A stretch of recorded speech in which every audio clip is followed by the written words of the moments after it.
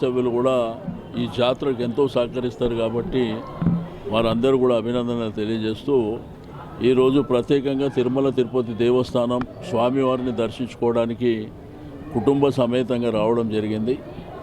చాలా సంతోషం. నిన్నటి నుంచి కాళహస్తి కానివ్వండి, మరి అదేవిధంగా తొండమాను ప్రసన్న వెంకటేశ్వర స్వామి దేవాలయం, అదేవిధంగా అభయ వెంకటేశ్వర స్వామి, అక్కడ కూడా ప్రసన్న వెంకటేశ్వర స్వామి, మన దాంతోపాటు నిన్న కళ్యాణ వెంకటేశ్వర స్వామిని కూడా దర్శనం చేసుకోవడం జరిగింది.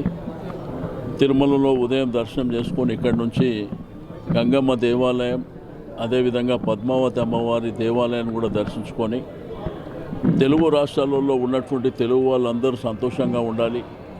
నూతన సంవత్సరం వచ్చింది, గొప్ప పండుగ సంక్రాంతి కూడా.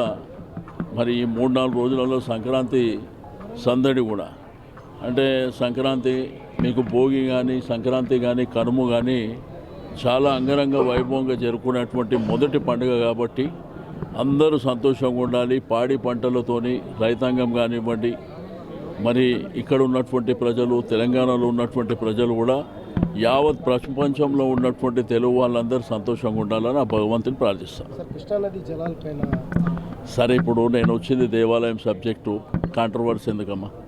సికింద్రాబాద్ అస్తిత్వం పైన కూడా పోరాటం చేస్తాను. డెఫినెట్గా ఈరోజు ఏంటంటే హైదరాబాద్ సిటీ అనేది జంట నగరాలు, అంటే హైదరాబాద్ సికింద్రాబాద్.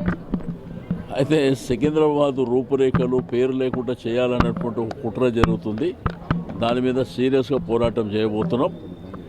రేపటి నుంచే దానికి కార్యాచరణ ఉంది. రేపు ఉదయం మీటింగ్ ఉంది. 17వ తారీఖు నుంచి కార్యాచరణ చేపడుతున్నాం.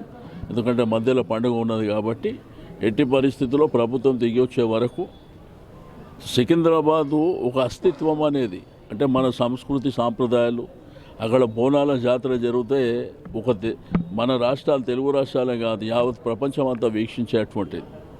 దాంతోపాటు అక్కడ సికింద్రాబాద్ కోర్టు ఉంది, రైల్వే స్టేషన్ ఉంది, రాష్ట్రపతి గారి విడిది ఉన్నది, ఆర్ట్స్ కాలేజ్ ఉన్నది, మహబూబ్ కాలేజ్ ఉన్నది. అంటే